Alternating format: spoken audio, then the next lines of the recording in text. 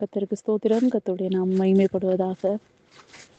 தனிமையில் அழுத போது தேற்றிட யாரும் இல்ல, தள்ளாடி நடந்த போது தாங்கிட யாரும் இல்ல. தனிமையில் அழுத போது தேற்றிட யாரும் இல்ல, தள்ளாடி நடந்த போது தாங்கிட யாரும் இல்ல. கதறி அழுத நேரத்தில் என் கண்ணீர் தொடச்ச உங்க கிருபை இல்லாம நானும் இல்ல. உங்க கிருபை இல்லாம நானும் இல்ல. உங்க கிருபை வேண்டுமே, உங்க கிருபை போதுமே. உங்க கிருபை இல்லாம நான் ஒன்றும் இல்லையே. உங்க கிருபை வேண்டுமே, உங்க கிருபை போதுமே. உங்க கிருபை இல்லாம நான் ஒன்றும் இல்லை. இயேசுவே இயேசுவே இயேசுவே. உங்க கிருபை இல்லாம ஒரு நாள் கூட எங்களால நடக்க முடியும். உங்களுடைய கிருபை இவ்வளவா எங்களை தாங்கி, எங்களை நடத்தி, எங்களை பலப்படுத்தி, எங்கள் பலவீன நேரங்களிலும், நாங்கள் விழுந்து போகிற நேரங்களிலும், எல்லா காலங்களிலும் உடைய கிருபை எங்களை தாங்கி வழி நடத்தி எங்களை பலப்படுத்தி வருகிற நல்ல ஈவுக்காய் உமக்கு நாங்கள் நன்றி செலுத்துகிறோம். நீங்கள் எங்கள் கூடவே இருங்கப்பா. நீங்கள் இல்லாத நாட்கள் எங்களுக்கு வெறுமையும் வராந்திரமுமான நாட்களை போல ஆயிற்று. கர்த்தர் நீர் எங்கள் கூட இருந்து எங்களை வழி நடத்தி எங்களை பாதுகாத்து கொள்ளுவீராக. உங்களுடைய வார்த்தையினால் ஜனங்களை நீர் திருப்திப்படுத்துவீராக. இயேசு கிறிஸ்துவின் நாமத்தினால் ஜெபிக்கிறோம் ஜீவனோடு இருக்கிற நல்ல பிதாவே, ஆமென்.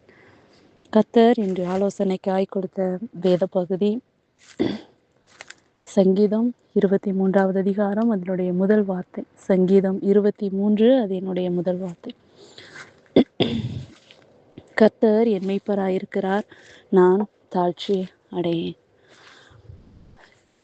மெய்ப்பருங்கிறவர் ஆடுகளுக்காக, ஆடுகள் கூடவே காலையில இருந்து அவைகளை பார்த்து, அவர்களை பராமரித்து, அவர்களுடைய தேவைகளை சந்தித்து அப்படியே கூடவே நடக்கிறவர் தான் மெய்ப்பர், நல்ல மெய்ப்பர். இப்படியாய் சொல்லப்படுகிறது. கர்த்தரின் மெய்ப்பராய் இருக்கிறதுனால நான் காலையில இருந்து, என்னுடைய துவக்க நாள்ல இருந்து என்னுடைய முடிவு நான் தூங்குற வரைக்கும் எல்லா நேரத்துல அவர் எனக்கு மெய்ப்பராய் என்ன செய்யறாரு, இருக்கிறார். நல்ல மெய்ப்பராய் இருக்கிறார். அதனாலதான் ஒரு நாள் கூட தாழ்ச்சி அடையாமல் தாவீது சொல்றாரு, நான் தாழ்ச்சி அடைஞ்சதே இல்லை, ஒரு நாள் கூட அவர் தாழ்ச்சியை பார்த்தது இல்லை. ஏன்னா கர்த்தர் மெய்ப்பராய் இருக்கிறதுனால. நல்ல மெய்ப்பனுக்கு தன்னுடைய ஆடுகள் என்ன செய்தான், செவி சாய்க்குதான். பழைய ஏற்பாடுல வாசா தெரியும், அதுல இருக்கு. மெய்ப்பனுடைய சத்தத்துக்கு ஆடுகள் என்ன செய்யுது, செவி கொடுக்குது. அப்போ தாழ்ச்சி இல்லாம அந்த மெய்ப்பர் நடத்துறதுனாலதான் அந்த ஆடுகள் என்ன செய்யறது, அது அந்த கர்த்தருக்கு என்ன செய்யுது, அந்த மெய்ப்பருக்கு அந்த ஆடுகள் செவி சாய்க்குது.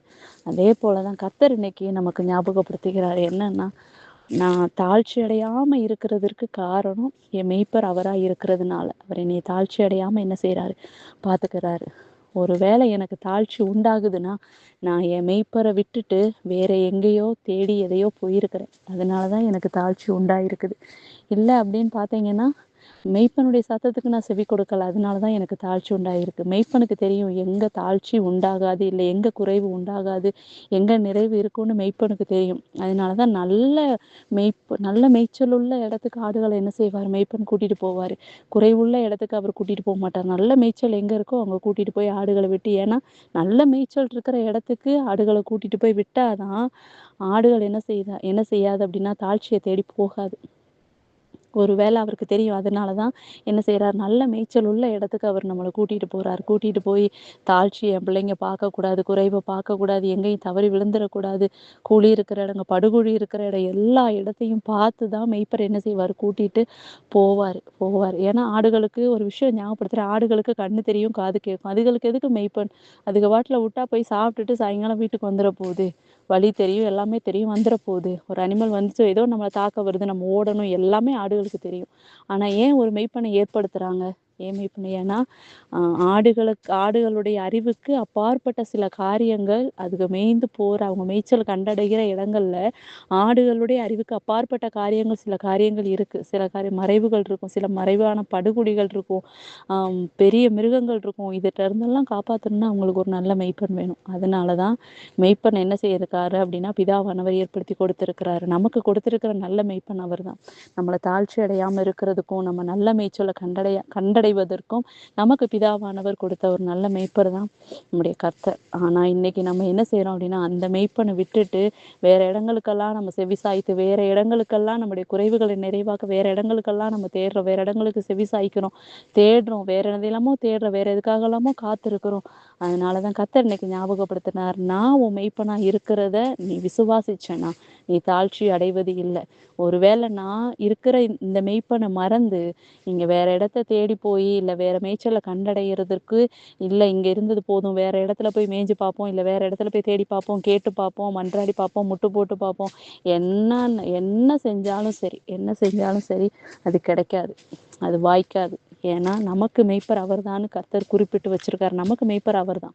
அந்த மெய்ப்பரை தவிர வேற எங்க போய் நம்ம மண்டியிட்டாலும் சரி, எங்க போய் அழுதாலும் சரி, கதறினாலும் சரி, என்ன செஞ்சாலும் சரி, தாழ்ச்சி என்ன செஞ்சுட்டே இருக்கும், உண்டாயிட்டே தான் இருக்கும். இந்த மெய்ப்பர் சத்தத்தை கேட்டு, இந்த மெய்ப்பர் பின்னாடியே இவர் எங்க கூட்டிட்டு போறாரோ அந்த வழியில, அவர் சொல்ற வழியில, அவர் காட்டுற பாதையில அதுக்கு நம்ம செவிசாய்த்து நடந்தா மட்டும்தான் நல்ல மேய்ச்சலை கண்டடைவோம், தாழ்ச்சி இல்லாம இருப்போம். கர்த்தருக்குள் நித்திய நித்திய காலமாய் குறைவில்லாமல் கர்த்தர் நம்மை நிறைவாய் நடத்துவார். வார்த்தையின் மூலம் கர்த்தர் உங்களை ஆசீர்வதிப்பாராக. ஆமென்.